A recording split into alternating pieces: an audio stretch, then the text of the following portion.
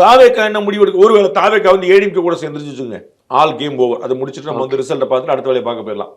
இல்ல அவங்க தலைமையில் ஒரு கூட்டணி அமைந்து வச்சுங்க, என்டையர்லி டிஃபரெண்ட் கேம்.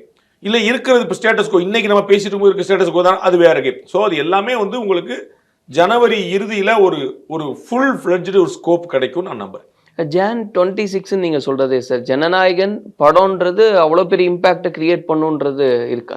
அவர் ஒரு சினிமா நட்சத்திரம் தானே. அவருடைய பெரிய பலம் இன்னைக்கு என்ன? திரு விஜய் அவர்களுடைய பெரிய பலம் அவருடைய கொள்கையா, அவருடைய கோட்பாடா, அவருடைய லட்சியமா, அவருடைய திமுக எதிர்ப்பா, தமிழ்நாடு காணாத ஒரு புதிய பார்வையா, என்ன சொல்லுங்க?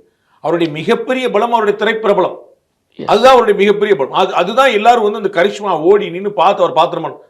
அப்ப அந்த படம் ரிலீஸ் ஆகிறது முக்கியம் தான். ஒரு பேச்சுக்கு இந்த படம் ஃபிளாப் அப்படின்னா பெரிய சேலஞ்ச், அந்த படம் பயங்கர ஹிட்னா பெரிய அட்வான்டேஜ். நீங்க யோசிச்சு பாருங்க, பாஷா படம் வந்தபோது அந்த படம் ரஜினி அவர்களை அரசியல் கட்சி ஆரம்பிக்கணும்னு தள்ளிச்சு. எல்லாரும் அதை பத்தி அவர் பேசல. அரசியல் தேர்தல் நேரத்தில் வெளிவந்த படம் முத்து படத்துல பாலிடிக்ஸே கிடையாது, ஒரே ஒரு டைலாக். அது நாடக சேர்ல உட்காருவார் தலைவர். அது என்னமோ தெரியலங்க, இந்த சேர்ல உட்கார்ந்தாலே அந்த மாதிரி வந்துருதுங்க பாரு. அதுக்கு தியேட்டர் பூரா அப்ளாஸ் சொல்லிச்சு. அப்ப அந்த காலம் தான். முத்து படத்துல பாலிடிக்ஸே கிடையாது. மீனா பாட்டுல ஒரு இடத்துல கட்சி எல்லாம் இப்ப நமக்கு எதுக்கு, அவ்வளவுதான். அது காலத்தின் கையில் அது இருக்குன்னு சொல்லி அதான் அவர் வந்து அந்த பக்கமே போகாம இருந்த பேர் கூட அந்த முத்துங்கிறது வந்து பெரிய, ஏன்னா அது தேர்தல் நேரம்.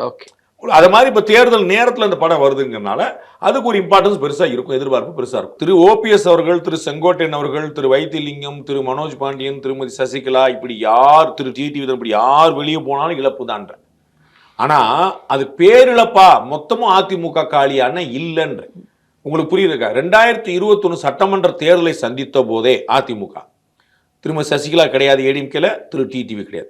ஸோ இரு பெரும் தூண்கள் வந்து இல்லாத போதே அதிமுக தேர்தலை சந்திச்சிருச்சு. சரிங்களா? அடுத்து 2024 மக்களை தேர்தல் இருக்கும்போது அப்பயுமே திரு ஓபிஎஸ் கிடையாது, திரு மனோஜ் பாண்டியன் கிடையாது, திரு வைத்திலிங்கம் கிடையாது, எல்லாமே முடிச்சாங்க. அப்ப அவங்களுடைய பொசிஷன் அங்கே தான் இருக்கு. அப்ப ஒரு பேரிழப்பு, இழப்பு தான், no doubt it is a loss. அது நான் மறுக்கவே இல்லை. நான் பல முறை சொன்னது, ஒவ்வொரு சீட்டா போனாலும் போனதுதான், ஒவ்வொரு ஓட்டா போனாலும் போனதுதான். அப்படி இழக்காம இருக்கிறது நான் உங்கள்கிட்ட சொன்னேன். ஒரு 120 நாள் எல்லோரையும் மரவணைச்சு போறல ஒன்றும் பெரிய கொடுமை இல்லை. அது இப்படி ஒன்று செய்யணுமா அப்படிங்கிறது இல்லை. அது ஒரு பெரிய பலவீனமாலாம் ஒன்றும் ஆயிராது. இப்போ வந்து ஒரு சிவாஜி கிருஷ்ணமூர்த்தி உங்களுக்கு புரியுறக்கா வந்து அவர் வந்து கண்ணா பின்னான்னு பேசுவார், கட்சி விளக்கும், திரும்பி சேர்ப்பார். குடியாத்தம் குமரன் ஒருத்தர் இருக்கிறார், திடீர்னு பயங்கரமா பேசுவார், கட்சி விளக்கும், திரும்பி சேர்ப்பாங்க. இன்னும் ஒன்றும் இழப்பு ஏற்பட்டுலையே. திரு காளிமுத்து அவர்கள் பேசாததா ஜெயலலிதா அவர்களை பற்றி சபாநாயகராய்க்கு அழகு பார்த்தாங்க. எஸ்டிஎஸ் வந்து பண்ணாத விஷயமா சபாநாயகருக்கு முதலமைச்சர் எம்ஜிஆருக்கு எதிராக கவர்னர் போய் பெட்டிஷன் கொடுத்தார். அவர் திரும்ப போய் சேர்ந்துக்கிட்டாரு. அப்ப ஆர் எம் வீரப்பன் அவர்கள் ஜானகி பக்கம் இருந்தாங்க, இந்த பக்கம் ஜெயலலிதா எதிர இருந்தாங்க. ஸோ எல்லா எதிர் துருவங்களும் ஒன்றிணைஞ்சிருக்கு. ஒண்ணு திரு வைகோ நம்ம பலமுறை சொன்ன உதாரணம், திமுகவை அவ்வளவு தூரி வாரி தூட்டினாரு, திமுக அவர் மேல குழப்பலையே சுமந்துச்சு, எல்லாம் ஒண்ணா இருக்காங்க.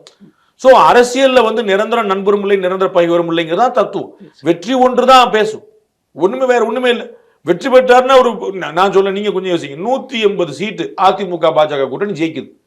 அப்ப என்னன்னா அதிரி புதிது தானே சொல்லுவாங்க. இன்னைக்கு பீகார்ல வந்து பாஜக கூட்டணி பெரு வெற்றியை பெற்றது.